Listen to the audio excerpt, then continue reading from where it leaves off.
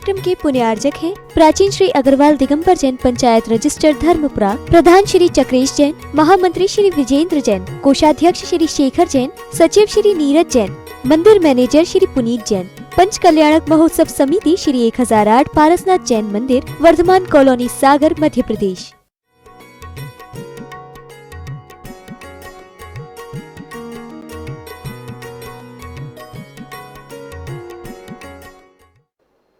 मुखमाटी का कल बहुत अच्छा एक प्रसंग आया था और उस प्रसंग में राजा और महाराजाओं का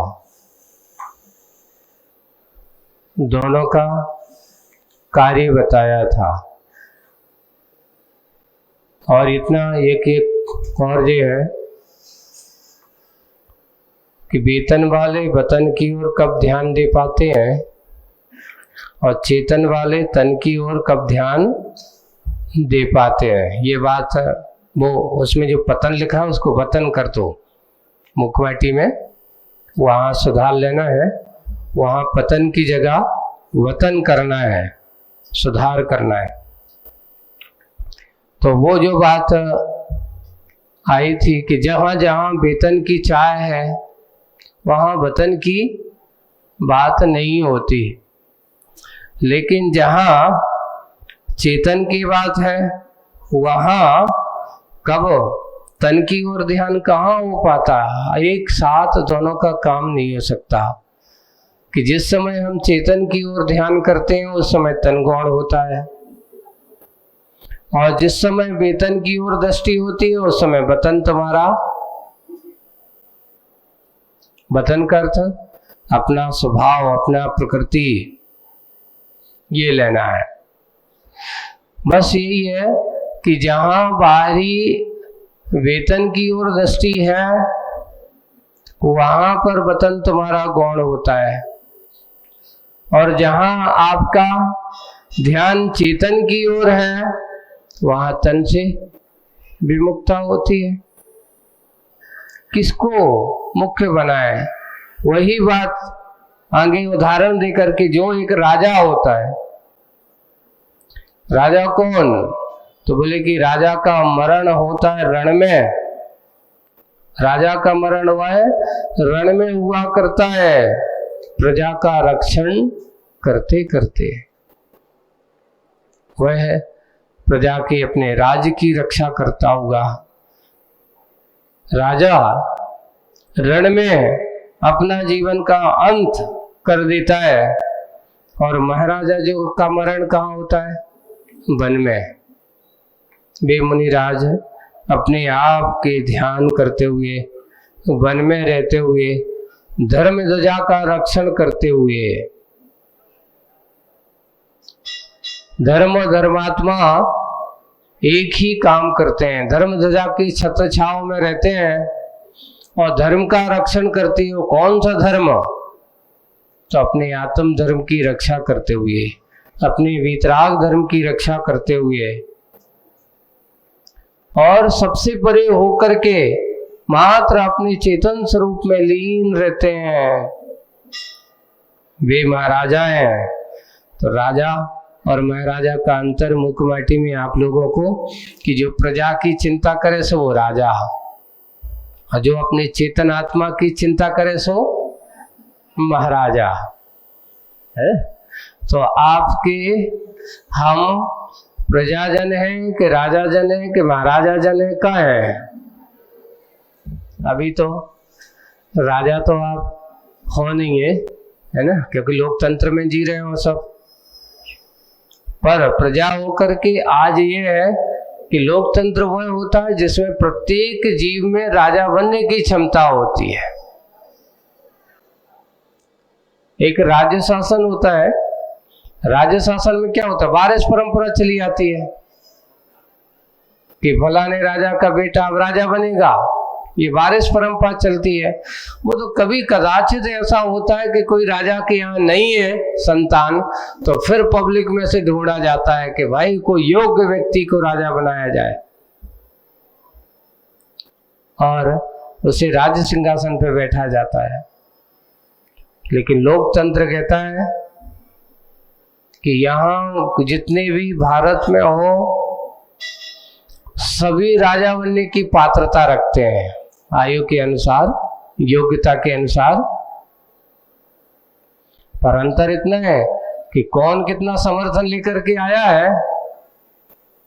बहुमत जनमत लेकर के आओ, यहाँ राजा बन जाओ। अब जनमत तुम्हारे साथ कितना है, प्रजाजन तुम्हारे साथ कितनी है। अगर जनमत आपके साथ है, बहुमत आपके पास है, राजा बनने की योग्यता उसके पास हो सकती है। वही हो रहा है, जनमत और बहुमत के चक्कर में चारों तरफ एक ही चीज चल रही है कि भाई प्रजा मेरी ओर हो, मेरा समर्थन करे, मेरी पार्टी को क्या करे, समर्थन करे। ये लोकतंत्र की नीति है। पर महाराजा जो होते हैं वे कहते हैं कि भाई मुझे प्रजातंत्र से कोई लेना देना नहीं है, मुझे तो अपने आत्मतंत्र से लेना देना है। वे कभी भी प्रजातंत्र की ओर दृष्टि नहीं करते, उनकी दृष्टि आत्मतंत्र हुआ करती है। वे स्वतंत्र अपने धर्म का रक्षण करते करते जिन धर्म की ध्वजा की छांव में रहते हैं और उस छत्र छांव में रह करके वे सारी धरती कैसी है, जीवित है, सानंद सुखमय श्वास स्वीकार करती हुई आनंद के साथ रहती है। ये दो चीजें, एक राजा और एक महाराजा की बात है। ये सारी बातें हुई, प्रकृति पुरुष की बात हो गई, चेतन और तन की बात हो गई। तन ने भी अपनी बात कही तो चेतन ने भी अपनी बात कही। अब यहाँ सब ये बातें होने के बाद एक नया रूप सामने आता है प्रकृति और पुरुष का। प्रकृति से क्या लेना, तो ये जड़ पदार्थ जितने भी जो दिखाई दे रहा है ये प्रकृति है, और चेतन से जो दिखाई नहीं देता वो चेतन स्वरूपी आत्मा है, उसको लेना है। तो यहाँ आज का प्रसंग 123। हाँ बस वही जड़ों से, प्रकृति से उसको कर्म संबंधी लेंगे, और बाहर का जो विस्तार है जड़ चेतन आदि जितना भी दिखाई है प्रकृति का ही स्वरूप है, द्रव्य है, जड़मय। हाँ वही कह रहा हूं, चेतन कहो आत्मा कहो एक ही बात है।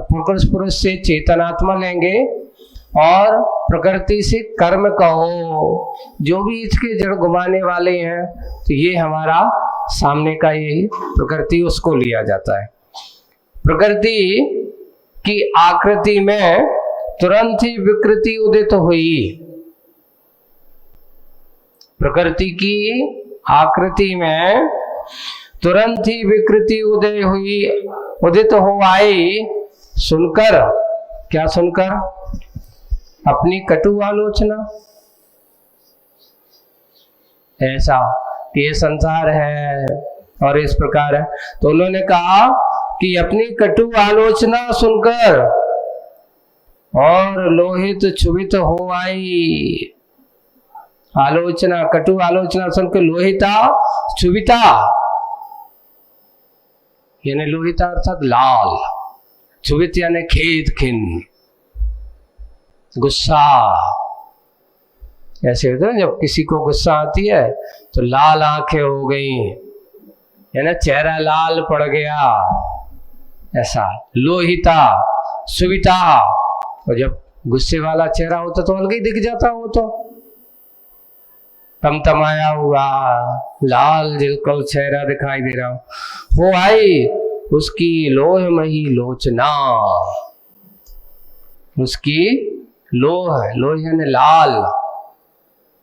अब लोहे का एक, हाँ यहाँ कौन सा लोहे लेना, काला लोहे नहीं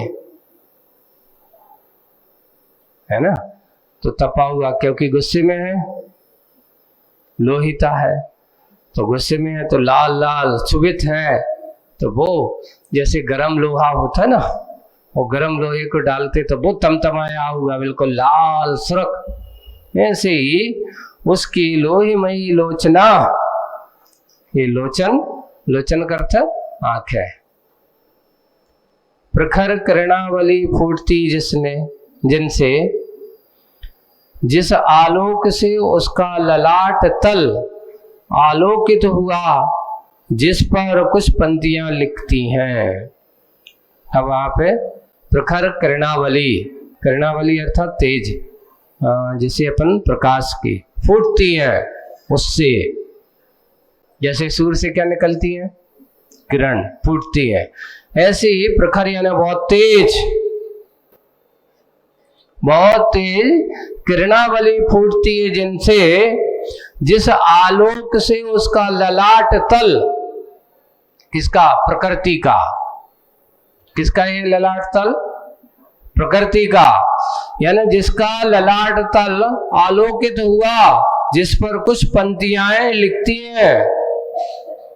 कौन सी पंक्ति लिखती हैं, देखिए, प्रकृति नहीं पाप पुंज है पुरुष, क्योंकि प्रकृति गुस्से में होके आई है, तो वो क्या कह रही है, सामने तमतमाती हुई किरणावली प्रखर होकर के सामने वाले को कहती है, प्रकृति नहीं पाप पुंज है पुरुष, अर्थात चेतन, आत्मा।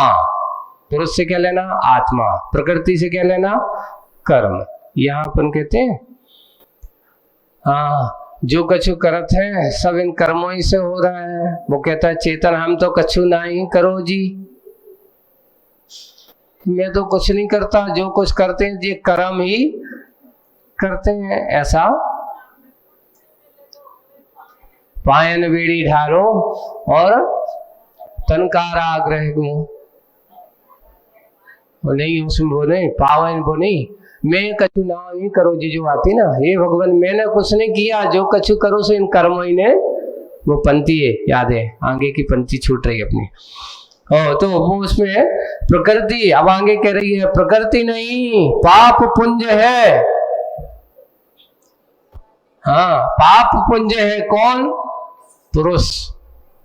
प्रकृति की संस्कृति परंपरा पर से पराभूत नहीं हुई है, अपितु अपनेपन में तत्परा है।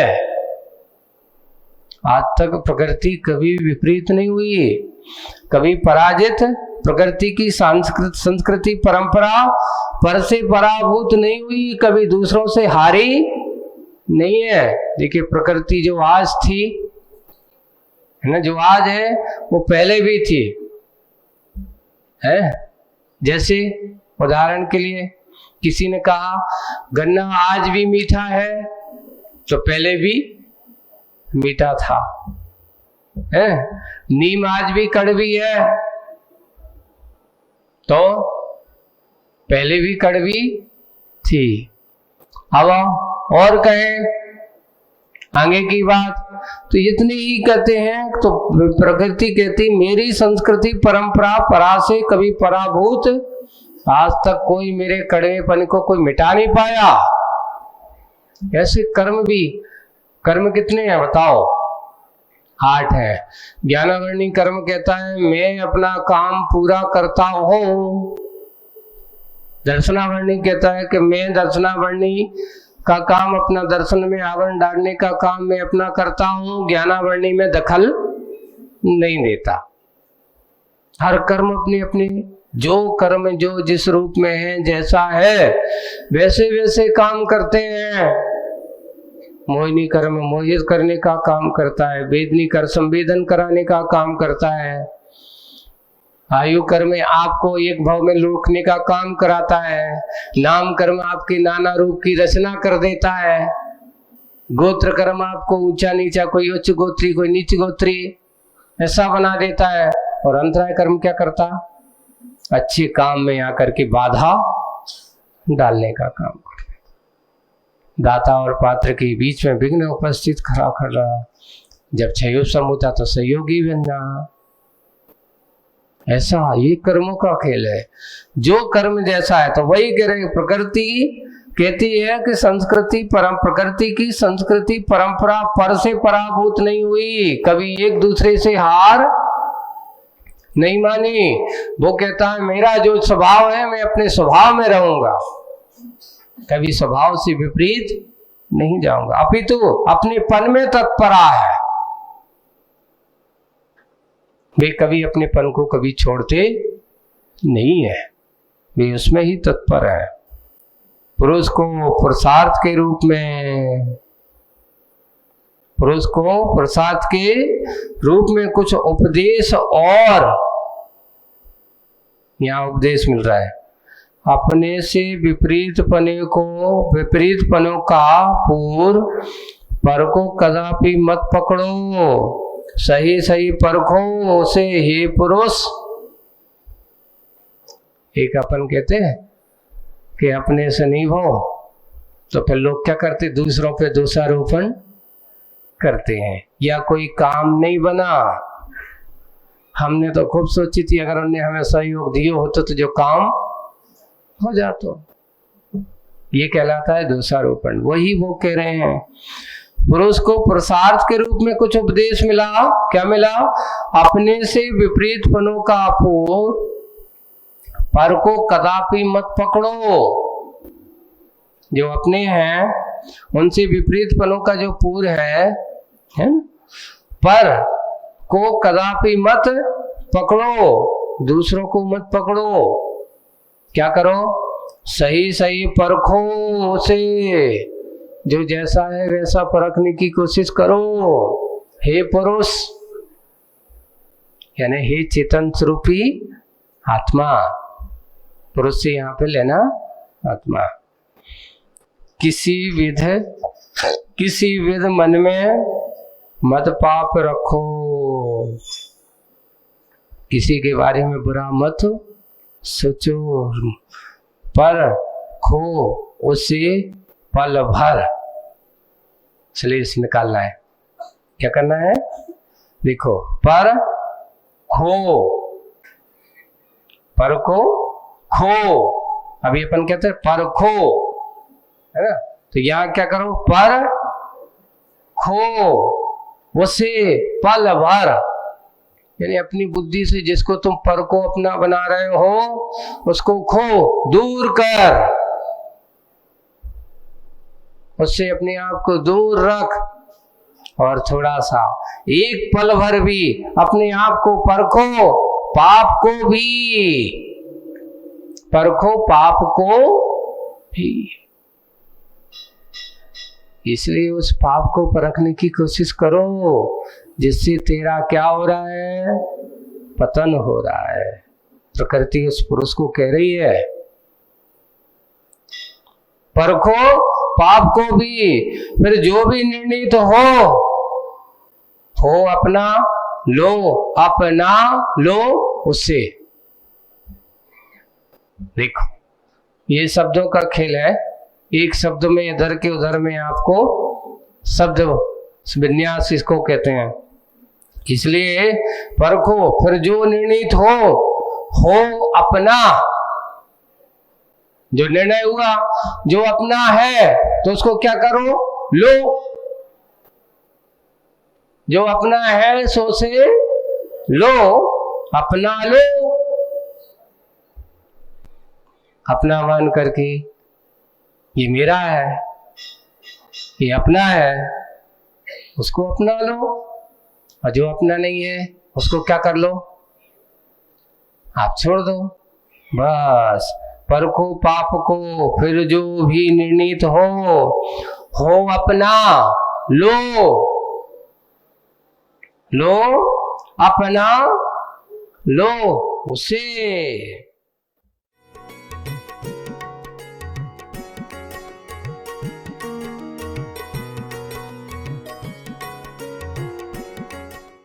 इस कार्यक्रम के पुण्यार्जक थे प्राचीन श्री अग्रवाल दिगंबर जैन पंचायत रजिस्टर धर्मपुरा, प्रधान श्री चक्रेश जैन, महामंत्री श्री विजेंद्र जैन, कोषाध्यक्ष श्री शेखर जैन, सचिव श्री नीरज जैन, मंदिर मैनेजर श्री पुनीत जैन, पंच कल्याणक महोत्सव समिति श्री 1008 पारसनाथ जैन मंदिर, वर्धमान कॉलोनी, सागर, मध्य प्रदेश।